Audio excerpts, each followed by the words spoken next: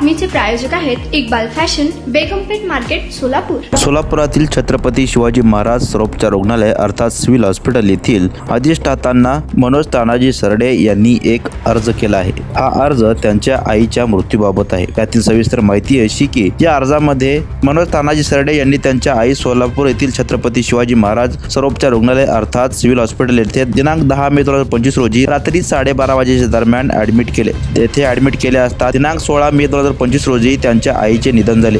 मात्र सोलापूर सिव्हिल हॉस्पिटलमधील रात्र शिफ्टचे कर्मचारी व डॉक्टर यांनी त्यांच्या आईची कोणतीही विचारपूस न करता त्यांना स्किन चेकअप देखील केले नाही व त्यांची आई ही व्हेंटिलेटरवर होती. त्यावेळी लॅब सेट व मॉनिटर हे देखील बंद होते. त्याच रात्री शॉकेट हे देखील बंद पडले होते. त्यामुळे त्यांच्या आईचा मृत्यू झाल्याचे त्यांनी या अर्जामध्ये अधिष्ठातांना सांगितले आहे. त्यांच्या आईच्या मृत्यूस कारणीभूत हे हॉस्पिटलमधील निष्काळजी कर्मचारी व डॉक्टर आहेत असे देखील या अर्जामध्ये म्हटले आहे.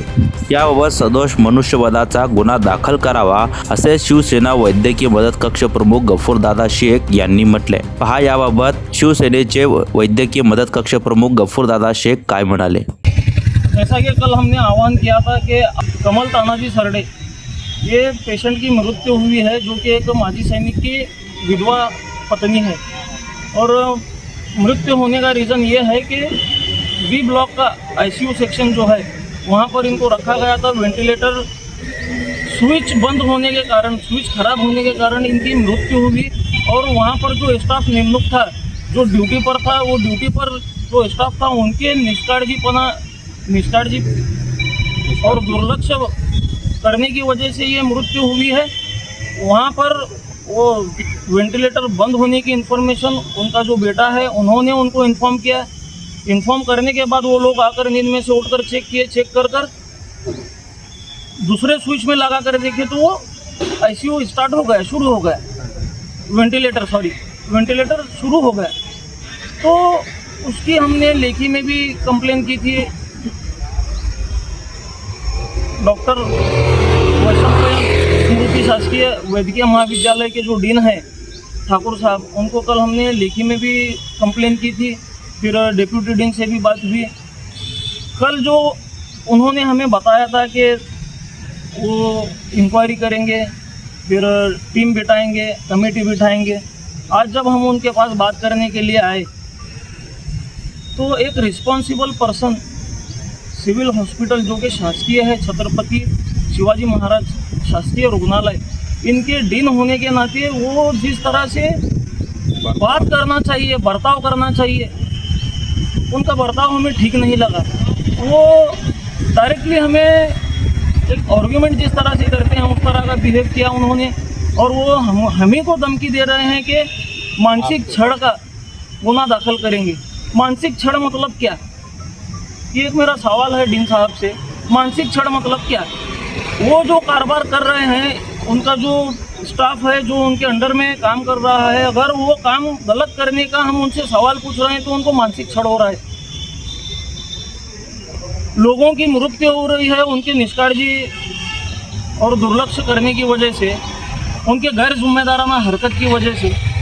अगर उनको जाकर हम लोग प्रतिनिधि सवाल कर रहे हैं तो हम ही पर वो धमकी दे रहे हैं, हमको ही धमकी दे रहे हैं कि मानसिक छळ करने का हम पर गुना दाखल करेंगे. अगर गुना दाखल करने, सवाल पूछना अगर मानसिक छळ है तो ऐसे 100 गुना हमें मंजूर है. अगर लोगों की मदद करना मानसिक छळ है तो ऐसे 100 गुना हमें मंजूर है. अगर लोगों की आवाज़ उठाना, लोगों के साथ जो जुल्म हो रहा है वो जुल्म के खिलाफ अगर आवाज़ उठाना मानसिक छळ है तो ये गुने दाखल करने के लिए, गुना लेने के लिए एक शिवसैनिक और एक आरोग्य सैनिक शिवसेना का हमेशा सक्रिय है और हमेशा मौजूद रहेगा. आप एक नहीं 1000 गुने हम पर दाखल करो, लेकिन हमारे जो सवालात हैं वो सवालात के हमको जवाब चाहिए. इनकी जो माँ की मृत्यु हुई वो मृत्यु के लिए हमें इंसाफ चाहिए, इनको इंसाफ चाहिए. और ये एक मामला नहीं है, ऐसे कई एक मामले हैं. अब यहाँ से तो मानसिक छळ होते ही रहेंगे. सवालात हम पूछने ही वाले इनको, और ये हम पर गुने दाखल करते ही रहें. जब तक ये हमको सेटिस्फैक्ट्री आंसर नहीं देते, जब तक ये जो टीम वहाँ पर मौजूद थी, जो लोग वहाँ पर काम पर थे उस वक्त, उनके ऊपर कार्रवाई नहीं होती। हम लोग गुना दाखिल होता नहीं, वो लोगों पर जब तक गुना दाखिल करते नहीं हम लोग कंटिन्यू ये लोगों को आकर मिलते रहेंगे। और दूसरी एक बात, यहाँ से जो इन्फॉर्म किए हैं पुलिस डिपार्टमेंट को पंचनामे के लिए, उसमें इन्होंने इन्फॉर्म ऐसे किया है कि इलाज के दरमियान वो पेशेंट की मौत हुई। इन्होंने पंचनामे के लिए ऐसा इन्फॉर्म नहीं किया कि हमारे दुर्लक्ष्य करने की वजह से, हमारी गैर जिम्मेदाराना हरकत की वजह से वो पेशेंट मरा है। पुलिस कर्मचारी भी फ़ोन लगा रहे हैं, उनसे जब बात हुई तो उन्होंने ऐसा बताया कि उनको जो खबर दी गई है वो खबर ऐसी दी गई है कि पेशेंट इलाज के दरमियान मर गया है, जबकि असल वजह यह है कि पेशेंट इलाज के लिए सिविल हॉस्पिटल में बी ब्लॉक यहाँ पर एडमिट था आईसीयू में। आईसीयू का जो वेंटिलेटर है, वेंटिलेटर का स्विच बोर्ड खराब होने की वजह से वेंटिलेटर बंद हुआ, जिसके कारण उसकी मौत हुई। यही असल वजह है, ये वजह इन्होंने पुलिस प्रशासन को बताना चाहिए था। और जब तक ये पेशेंट को इंसाफ नहीं मिलता, पेशेंट के नातेवाईक को इंसाफ नहीं मिलता, शिवसेना वैद्यकीय मदत कक्ष इनको इंसाफ दिलाने के लिए सक्रिय रहेंगे, इनके साथ में रहेंगे। जय महाराज। मी प्रशांत वायकसकर, शिवसेना वैद्यकीय मदत कक्षचा जिल्हा प्रमुख। आज कमला तानाजी सरडे यांचं निधन झालेलं आहे आणि याला पूर्णपणे जबाबदार हा सिव्हिल हॉस्पिटलचा स्टाफ आहे। ब्रेन हिमोरेज झाल्यामुळे त्यांना ॲडमिट केलं गेलं होतं आणि त्यांच्यावर व्हेंटिलेटरवर इलाज चालू होता, पण व्हेंटिलेटर काही कालांतराने आपोआप बंद पडला की काय पडला माहीत नाही, पण तो बंद पडला आणि याला केवळ कर्तव्य कसूरता जी आहे तिथल्या स्टाफची ही जबाबदार आहे आणि यासाठी सदोष मनुष्यवधाचा गुन्हा संबंधित स्टाफवर करण्यात यावा हे आम्ही डीनला सांगण्यासाठी गेलो होतो। पण डीनचा ॲटिट्यूड एवढा होता की आल्याच ते अंगावर धावून आले आणि थोडक्यात सांगा म्हणून म्हणू लागले। परंतु आम्ही त्यांना अगदी पोलाइटली सांगितलं की साहेब असं झालं आहे, ते ऐकण्याच्या मनस्थितीत नव्हते। चौकशी समिती नेमलेली आहे आणि या चौकशी समितीतनं काय येईल ते आम्ही बघू, पण आमचं समाधान होईल असं त्यांनी काही बोललेलं नाही। किंबहुना त्यांच्या स्टाफला पाठीशी घालण्याचा त्यांचा प्रयत्न होता आणि तो त्यांच्या बोलण्यातून दिसत होता। तरी या डीनवरती पण हे करायला पाहिजे, कारण आम्ही कार्यकर्ते जर अशा घेऊन येत असेल, म्हणजे तक्रारी घेऊन येत असेल, तर त्यांचं समाधान करणं हे त्यांचं काम आहे, नैतिक कर्तव्य आहे।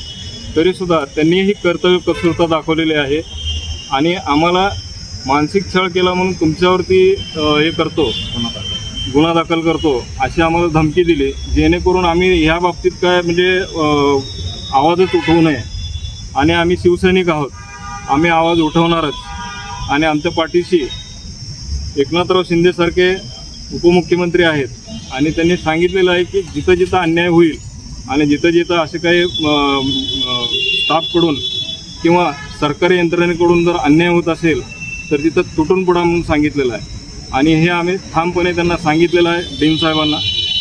तर इथून पुढं असे प्रकार होऊ नयेत याची काळजी त्यांनी घ्यावी, नाहीतर वैद्यकीय शिक्षण मंत्री हसन मुश्रीफ यांच्याकडे आम्ही तक्रार करणार आहोत। दक्षिण सोलापूर, राहायला इंगळकी। माझ्या आईचं BP अचानक हाई झाल्यामुळं त्यांना ब्रेन हॅमरेजचं प्रॉब्लेम झालं आणि त्यांना मी सिव्हिल हॉस्पिटलमध्ये आणून दाखल केलं।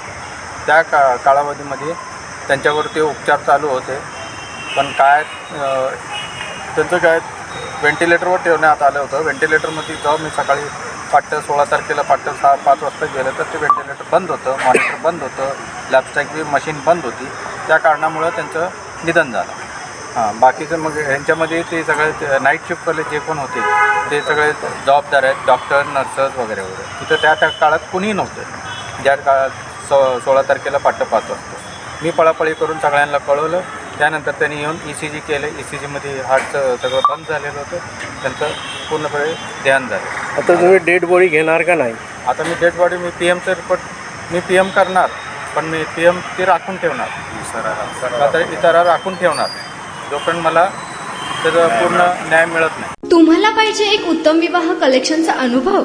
सोलापूरमध्ये एकाच ठिकाणी सर्व काही मिळायला हवंय?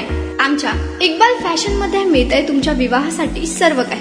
लेहंगा, साडी, मटेरियल, रेडीमेड आणि मुलांसाठी स्पेशल वेअर. प्रत्येक गोष्टीत दिली आहे खास सजावट, आकर्षक डिझाईन्स आणि दर्जा, आश्चर्यकारक डिझाईन्स आणि कस्टमायझेशन सह तुमच्या लग्नाचा दिवस खास बनवा. आणि हो, आमचं मोठं कलेक्शन तुमच्या सर्व गरजा पूर्ण करेल. आकर्षक रंग आणि स्टायलिश डिझाईन्स फक्त इक्बाल फॅशन मध्ये.